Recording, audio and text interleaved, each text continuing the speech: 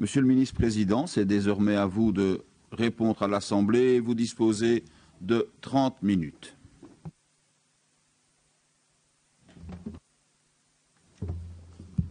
Merci, Monsieur le Président, chers collègues. C'est pour notre Parlement et c'est pour la Wallonie un moment extrêmement important. Ce dont nous parlons ici, ce n'est pas seulement d'un traité commercial entre l'Union européenne et le Canada. Ce dont nous parlons ici, c'est de toute la philosophie des échanges commerciaux tels qu'ils vont se construire pour les 10, 15, 20 ou peut-être 30 prochaines années.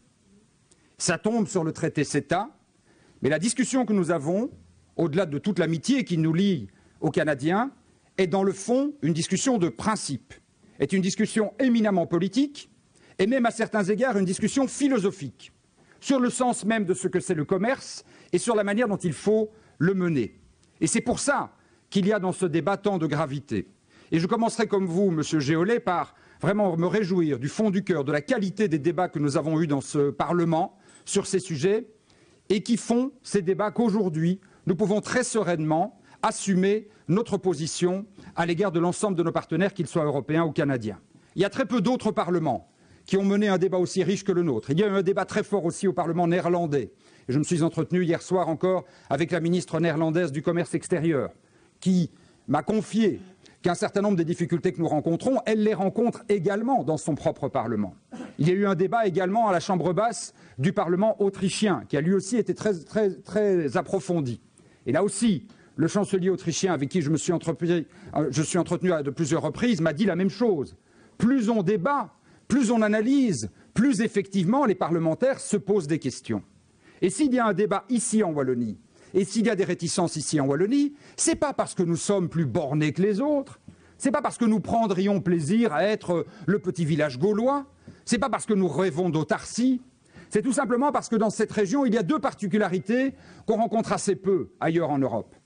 La première particularité, c'est que la Wallonie a toujours été une terre de grande vitalité démocratique. Nous avons des organisations syndicales, des mutualités, des associations dans tous les secteurs extrêmement actives, dynamiques, vigilantes, mobilisées, qui ont étudié ce texte avec beaucoup de sérieux, qui ont consulté les meilleurs experts, qui ont remis des avis et qui ont alimenté nos propres travaux. Et cette vitalité démocratique de notre propre population, nous ne pouvons pas en faire fi, nous ne pouvons pas en balayer, le balayer du revers de la main sous prétexte que nous risquons d'être isolés. Être isolé de sa propre population, être isolé de ses propres citoyens, à une époque au début du XXIe siècle où la démocratie est déjà tellement profondément en crise, ce serait au moins aussi grave que d'être diplomatiquement isolé. Et nous devons faire en sorte que ces liens très forts que nous avons soient préservés. C'est un premier élément du débat.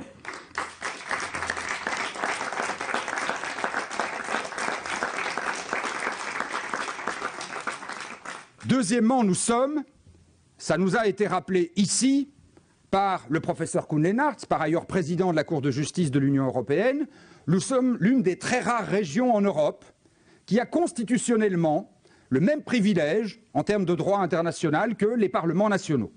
Nous avons, le gouvernement wallon a le pouvoir de signer et donc aussi celui de ne pas signer un traité, et votre Parlement a le pouvoir de ratifier et donc aussi celui de ne pas ratifier un traité. Et ceci donne évidemment une très grande gravité à nos débats. Si nous n'avions pas ce privilège, nous n'aurions pas le panel de caméras venus des quatre coins de l'Europe qui sont ici. Pas grand monde ne se soucierait de la vie de la Wallonie si la vie de la Wallonie n'était pas décisif. Et donc nous avons de ce point de vue-là une responsabilité politique majeure. Et tout l'art de la politique, c'est de savoir utiliser ces responsabilités. Dire, comme Madame de Franck-Firquet, nous avons un pouvoir formidable, nous avons une société civile qui s'est mobilisée, c'est très bien, mais enfin bon, à quoi bon? Laissons tomber, signer, ratifier, et puis allons de l'avant, et ignorons tout le travail que nous avons fait. Ce serait remettre en cause nos propres compétences constitutionnelles, et ce serait remettre en cause notre propre vitalité démocratique. À quoi sert alors un Parlement, s'il faut de toute façon signer, s'il faut de toute façon ratifier?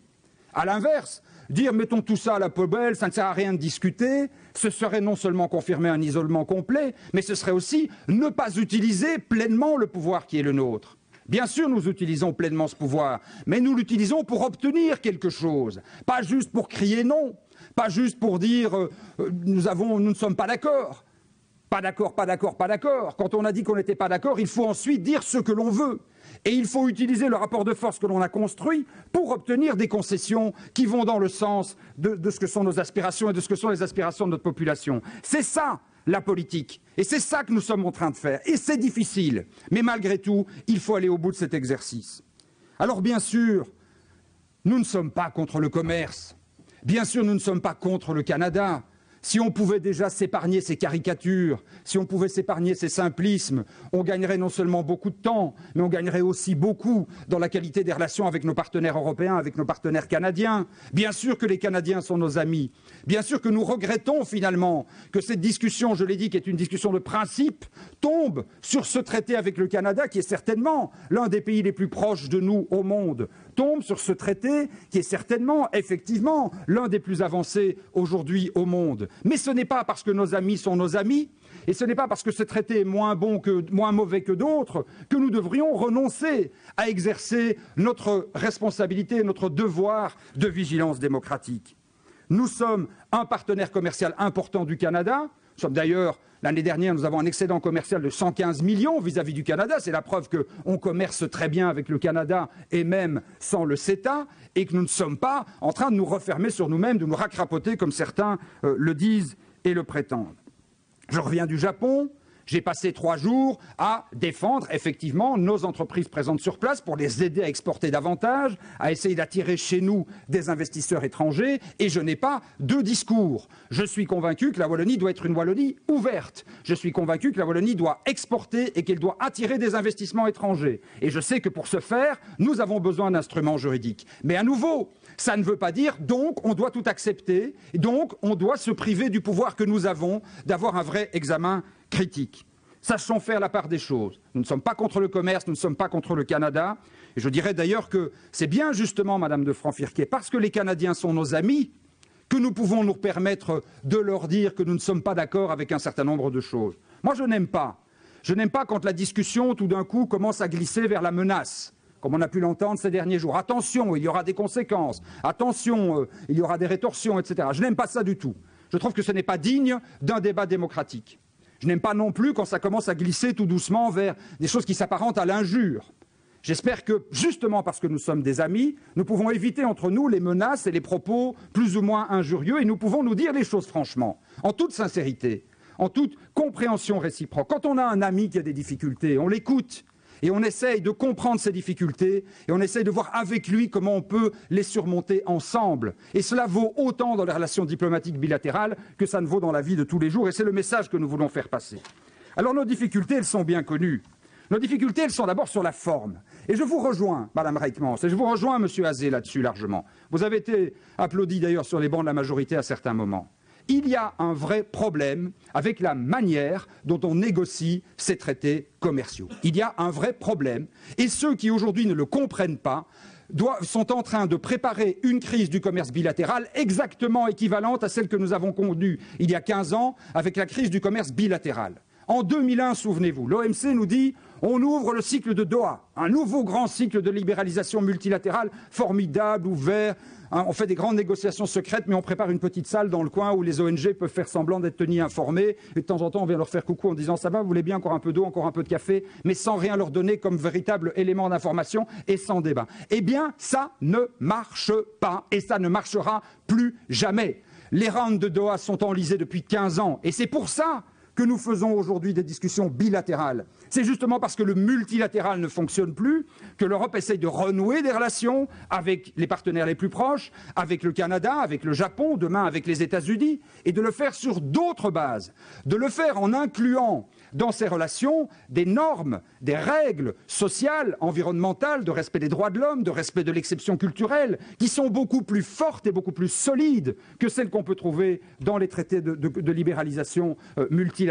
Et c'est pour ça que nous devons, si nous sommes progressistes et si nous sommes ouverts au monde, et si nous voulons, nous, Européens, continuer de jouer un rôle sur la scène mondiale, nous devons défendre l'idée de traités bilatéraux qui fixent des normes et des standards élevés. Moi, je ne suis pas, Monsieur Gillot, pour dire on met le traité à la poubelle. On met le traité à la poubelle, ça veut dire on met le traité à la poubelle et puis quoi? Et puis rien. Et puis on aura exactement ce qu'on a encore aujourd'hui, des multinationales avec parfois des chiffres d'affaires supérieurs au PIB de certains États membres qui pensent qu'elles peuvent fixer la loi, des multinationales qui recourent à des juridictions privées ou à la menace du désinvestissement, à la menace de retrait, à la menace de rétorsion. C'est ça le monde réel d'aujourd'hui. Et ce que nous voulons éviter, ce dont nous voulons sortir, précisément en édictant des règles socio-économiques et environnementales à l'échelle mondiale qui transposent dans les relations entre les États ce que nous sommes parvenus à construire dans le chef de nos États, décennie après décennie, au nom de longs combats sociaux. Les droits sociaux ne sont pas venus comme ça en une fois, les normes environnementales ne sont pas venues comme ça en une fois, elles sont le résultat d'une longue mobilisation de la société qui s'est traduite à un moment donné par une législation.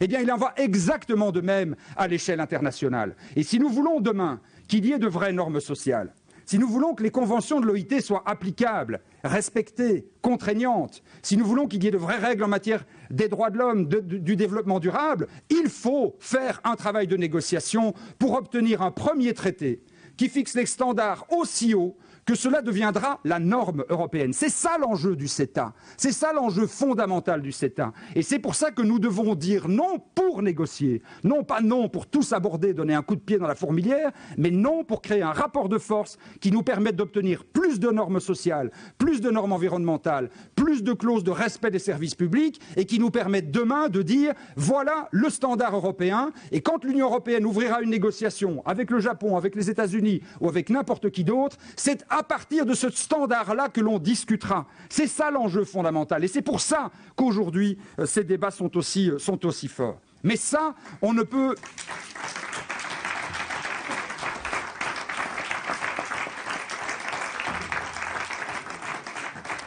Et une telle négociation, on ne peut évidemment pas la mener selon les méthodes habituelles. On ne peut pas faire du nouveau avec les méthodes à l'ancienne. Un mode de pensée qui a produit les problèmes d'aujourd'hui ne peut pas produire les solutions de demain, disait en substance Albert Einstein. Et donc c'est toute la manière de faire des négociations commerciales qui doit changer. Dans le traité vers la paix perpétuelle, Immanuel Kant disait, je cite,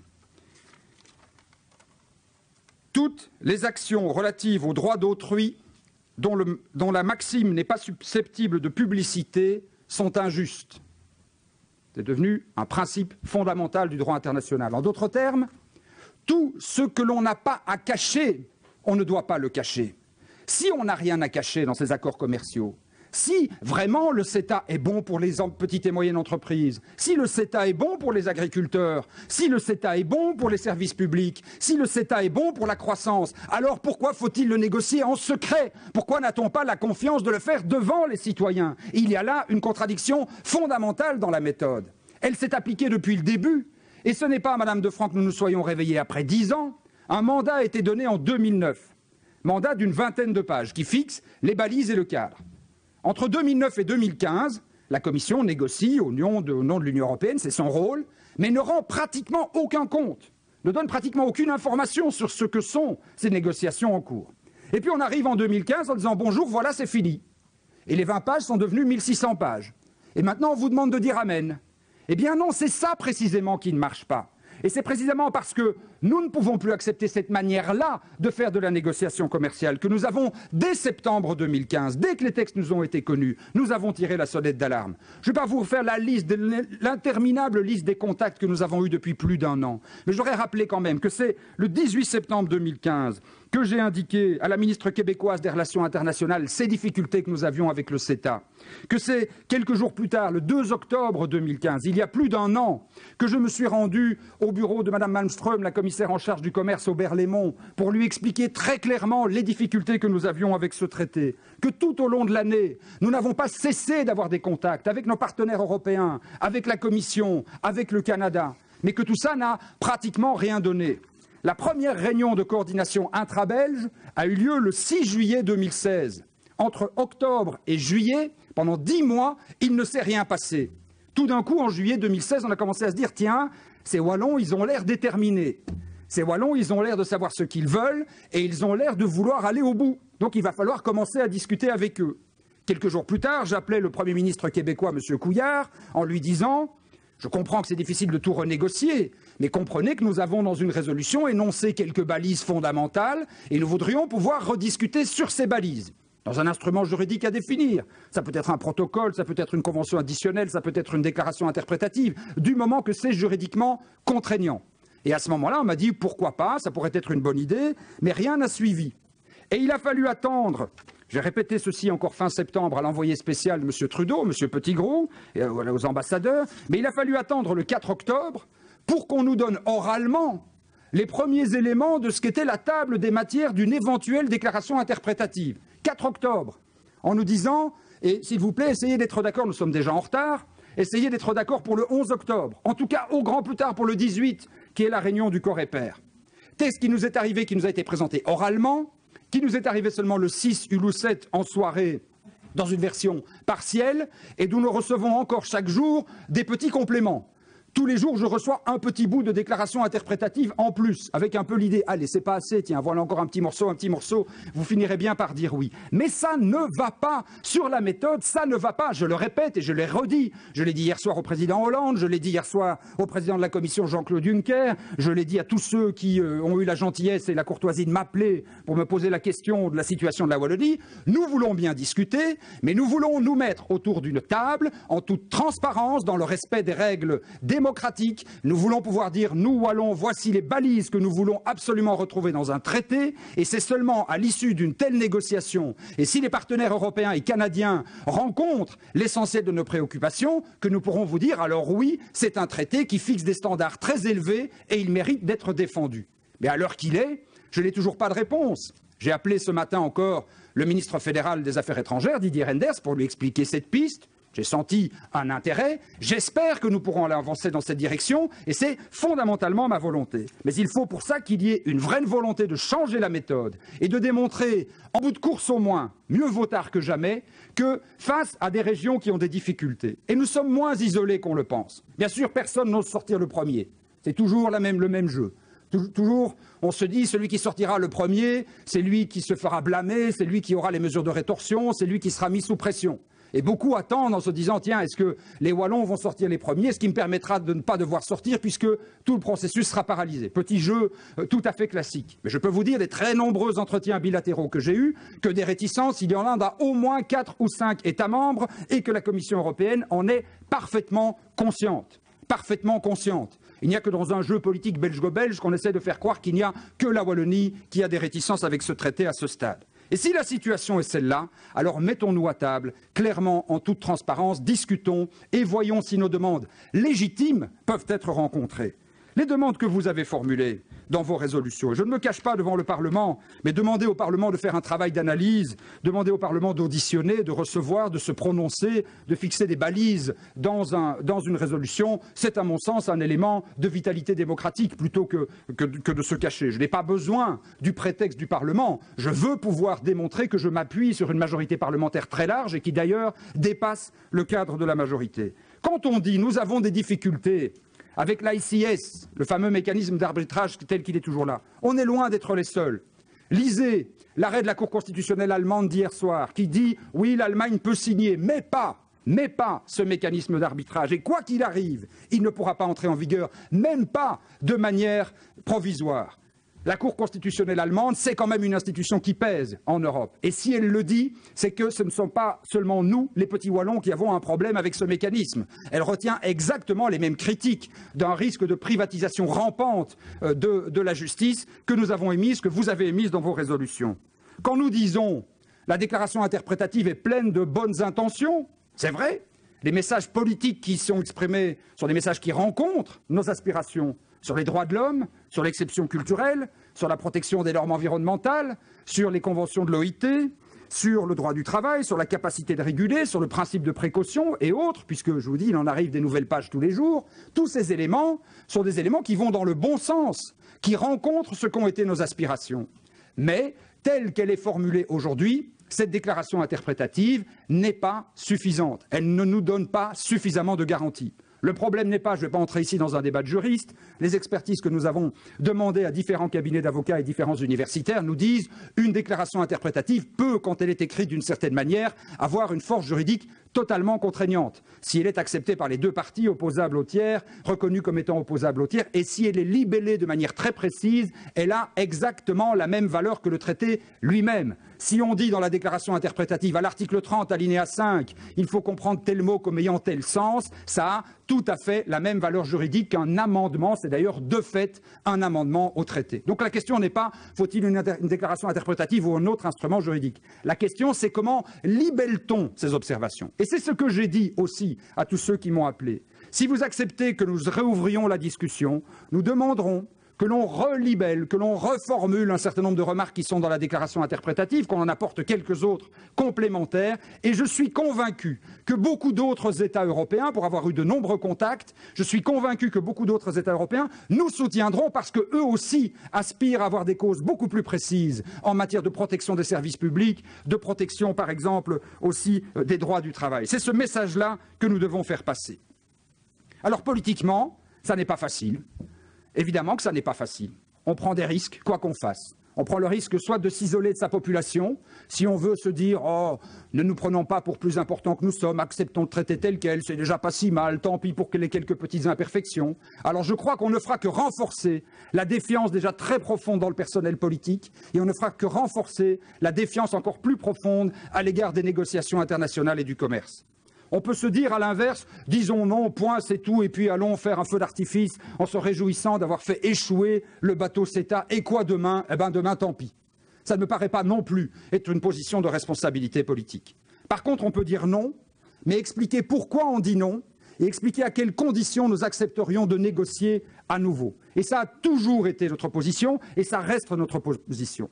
Et donc ce que je dirais à l'ensemble de ceux qui me poseront la question, ce que j'ai dit et que je confirmerai au ministre fédéral des Affaires étrangères tout à l'heure, c'est ceci. Aujourd'hui, le Parlement wallon a réexaminé la déclaration interprétative. De nouveaux documents arrivent aujourd'hui, arriveront encore sans doute demain, peut-être lundi. Nous continuerons de les examiner. Parce que c'est ce sérieux, c'est cette rigueur dans l'analyse qui nous donne de la crédibilité dans notre démarche. Mais aujourd'hui, à l'analyse, ceci ne donne pas de garantie suffisante. Et donc, comme je m'y étais engagé, formellement devant vous, je ne donnerai pas les pleins pouvoirs au gouvernement fédéral et la Belgique ne signera pas le CETA le 18 octobre. J'espère que ceci n'est que...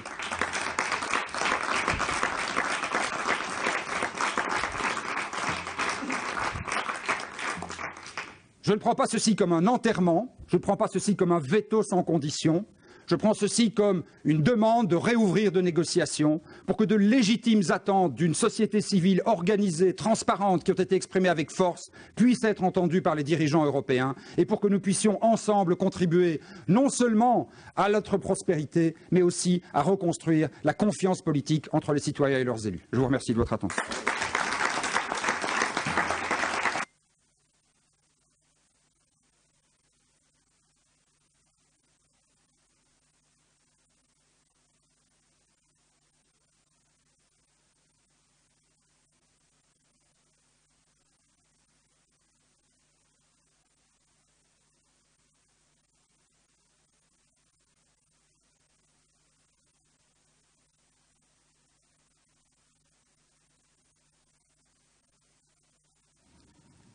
Madame